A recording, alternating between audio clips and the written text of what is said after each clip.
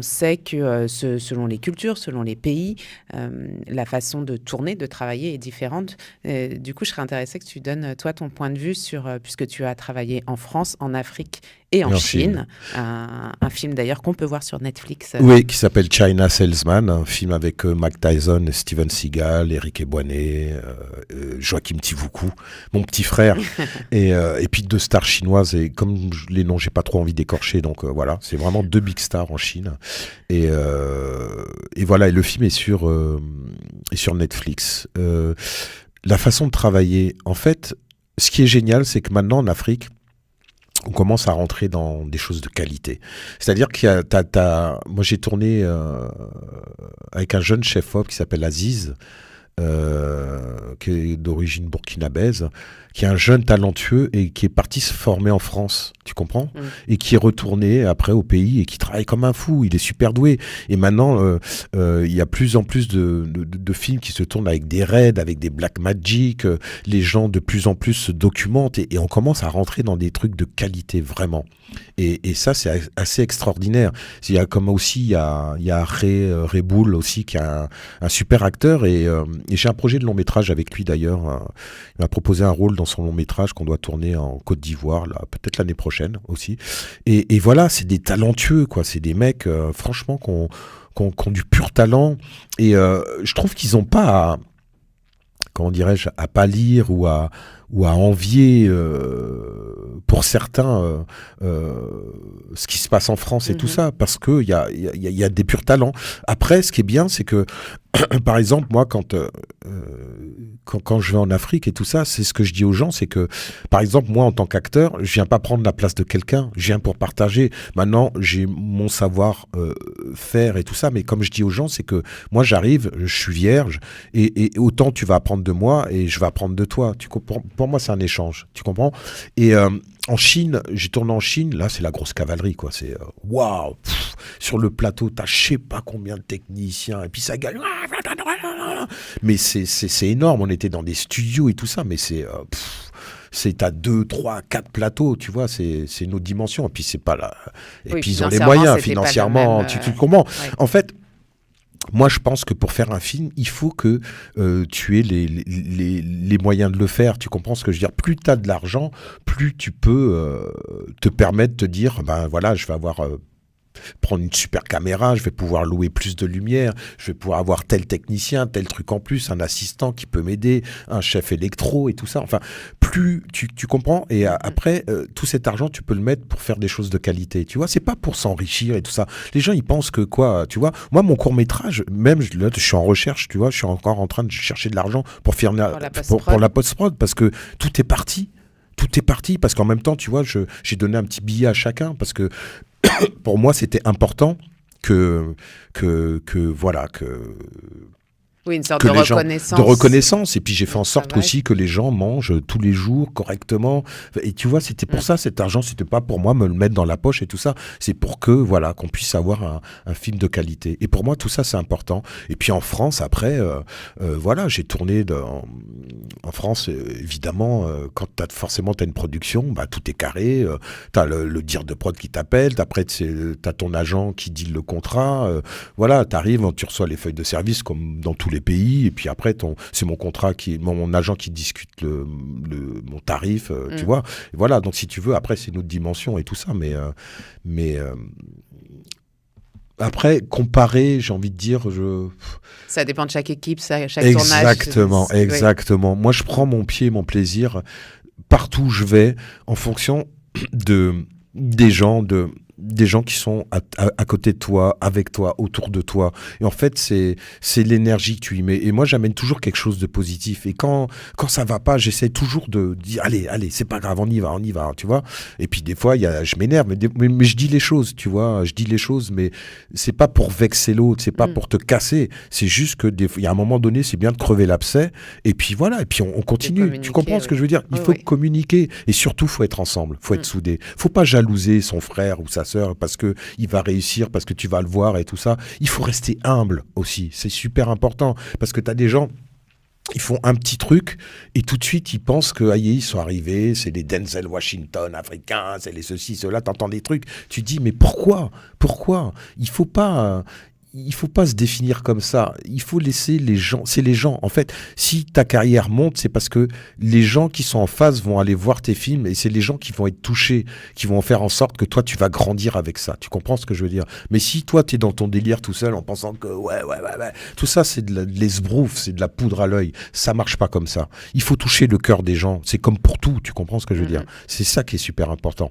Après, le reste, voilà, ça fait partie du facteur chance, ça fait partie voilà, t'étais là au bon moment. Et de saisir les opportunités qui exactement. se présentent. Et en Afrique, j'ai pris le train en marche et il y a quelque chose qui est en train de grandir et c'est énorme et je suis content de ça, quoi, vraiment. Je voulais revenir juste, alors je refais une grande boucle, mais tout à l'heure, tu évoquais le court-métrage Le Bon Coin. Ouais. Est-ce qu'on peut juste parler du synopsis rapidement? Alors, le synopsis, c'est deux beaux-frères qui se retrouvent à la pêche et qui s'engueulent, et ça parle d'écologie. Donc, c'est une comédie qui est drôle, qui est cynique, mais voilà, c'est super bien écrit. Et d'ailleurs, justement... Laurent Paris, qui a produit le court-métrage, justement recherche des associations écologiques, tout ça, par rapport à... D'accord. Parce qu'on va faire une avant-première et tout ça à Paris et tout. Et voilà, pour intégrer. Et Marilyn... la scénariste qui avait arrêté, et je lui ai dit tu verras Marilyn, j'ai dit je te le prédis, je t'ai dit tu vas réécrire. Elle me dit non c'est terminé. J'ai dit tu verras. Et moi en fait c'est pareil, tu vois, elle m'a dit tu sais Bruno, toi t'es vraiment quelqu'un de fidèle, parce que depuis que je connais Marilyn, elle m'a écrit une pièce de théâtre qui s'appelle Carré noir, carré blanc.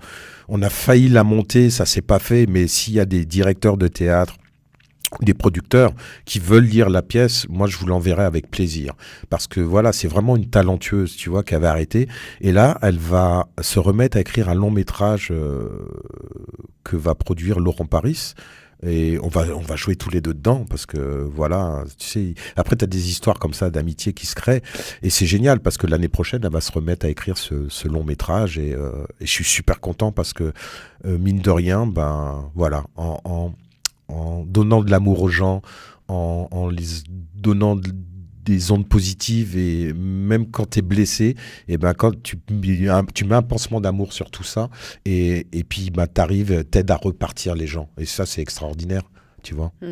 On sent qu'il y a un vrai esprit de famille, d'amour dans ton travail, hein. Enfin dans tout ce que tu fais en règle générale. Moi je fonctionne comme ça, hein. Et puis ça me met du baume au cœur aussi, parce que c'est bon pour moi, tu comprends ce que je veux dire. Quand tu as en face de toi des gens qui sont heureux, moi je suis heureux, tu comprends. Après c'est dans la mesure du possible, tu comprends. Pour l'instant t'as des gens, ils me voient, je fais des trucs à gauche à droite, mais je suis pas millionnaire, je roule pas sur l'or, j'ai des dettes comme tout le monde, tu vois, j'essaie de jongler, parce que quand t'es intermittent du spectacle, tu vois, tu fais là, mais bon.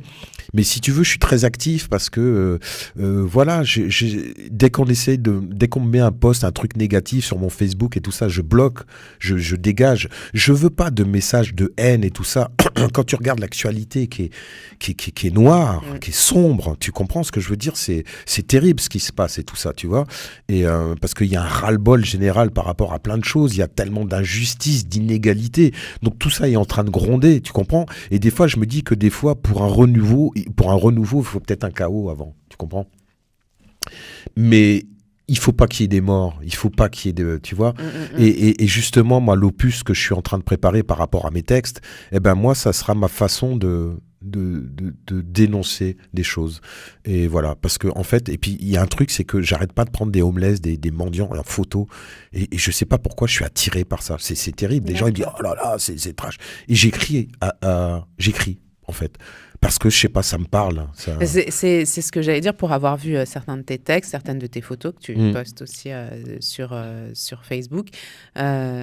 C'est souvent des gens ou des textes en rapport avec des gens qui sont en difficulté, en grande difficulté. Ouais. Et que ce soit d'ailleurs en France ou en Afrique, quand tu voyages, c'est partout, quoi. C'est partout. C'est partout. Dans le métro, j'ai écrit un texte qui s'appelle Do, Ré, Mi, Fa, Sol, Lassitude. Je l'ai écrit sur toute la ligne 7. J'avais une musique et c'est sorti comme ça. Et ça fait longtemps que tu écris? Enfin, tu as toujours écrit? Ouais. Mais j'ai jamais osé, si tu veux, montrer un peu mes textes et tout ça. Et puis j'avais une ancienne agente, Tina Horry, qui avait sa marraine qui est Pruneberge Santelli, et qui travaillait chez Gallimard et tout ça, et qui est productrice. Et un jour, j'ai osé lui envoyer 2, 3, 4 textes. Et elle m'a dit, Bruno, tu as une très belle plume. Elle a comparé 1 ou 2 de mes textes à du Gainsbourg. Elle m'a dit, tu devrais écrire des chansons pour des gens et tout ça. Et puis, j'ai envoyé 1 ou 2 textes à des gens connus dans le milieu du rap et tout ça. Et puis, bon, j'ai jamais eu de retour. Et puis, finalement, j'ai dit, Bruno, au lieu de chercher quelqu'un, puisqu'en France, c'est marrant, c'est que tu envoies des choses aux gens, et les gens sont pas réactifs, ils te répondent pas. Moi, ce que j'aime bien aux États-Unis, la méthode américaine, c'est que c'est now. Tu comprends? Tu fais un truc, oui ou non, voilà. Ouais. Mais au moins, il y a quelque chose c'est réactif, quoi. Et du coup, voilà, ce que je veux créer, mon poète trip. Voilà. Du coup, je vais le faire moi. Parce que j'ai plein d'idées et je sais déjà comment je vais faire le premier opus. Et voilà, je vais y aller. Et puis, il y a un autre réalisateur aussi que j'aime beaucoup, que je trouve qui est très talentueux aussi, c'est Fab Manga, avec qui j'ai un projet de long métrage aussi. Il a écrit un long métrage et je pense qu'il avait trouvé un producteur belge et tout ça, mais pareil, quoi. Il y a des gens autour de moi, voilà, qui sont en recherche, donc voilà. Contactez Bruno Henry qui vous mettra en contact. Parce que j'adore mettre les gens en contact. Moi, je trouve que c'est ça. En fait, il faut pas garder les trucs pour soi. Il faut pas garder les trucs en disant, tu sais, c'est comme moi, j'ai été blessé quand j'étais à Cannes, au Festival de Cannes. C'est que des fois, à Paris, tu connais des gens, et puis quand tu arrives à Cannes... Ils te connaissent plus. Ils te connaissent plus. Parce qu'ils sont avec des producteurs ou avec des réalisateurs, paf, ils tournent la tête. Et j'ai trouvé ça assez hallucinant, quoi, tu vois. Et du coup, au début, ça fait mal. Et puis après, quand tu rentres à Paris, tu dis OK. Et puis les gens, ils te rappellent. Tu dis, moi, je fais... Tu vois. Et puis, on essaie de garder, comment dirais-je, il y a un tri naturel qui se fait. Et du coup, on essaye de garder le positif. Mais tu sais, moi, je pars du principe que même dans les trucs de merde, on apprend. Absolument. La plupart du temps, quoi. Oui. Et puis voilà, et puis il y a quelqu'un aussi qui essaye de faire beaucoup par rapport au cinéma, qui s'appelle Catherine Zang-Goupil aussi, qui je voulais en parler aussi parce que voilà, elle se bat pour mettre des projets en avant, cinéma et tout ça, et là je crois qu'elle est au festival de Marrakech et tout ça parce qu'elle avait plein de rendez-vous. Et voilà, c'est quelqu'un qui a été présente pour le film, le second long métrage de Françoise Elong qui s'appelle Contact, malheureusement qu'on n'a pas pu finir pour des raisons j'ai pas trop envie d'évoquer là, mais j'espère bien qu'on va le terminer parce que c'était le deuxième long métrage de Françoise Elong, et voilà, c'est dommage qu'il y ait un petit truc qui est capoté, mais bon, on va le finir. L'avenir sera plus lumineux et c'est juste reporté. Voilà, c'est reporté. Pour être enrichi de tout ce qui va se passer entre-temps. Exactement.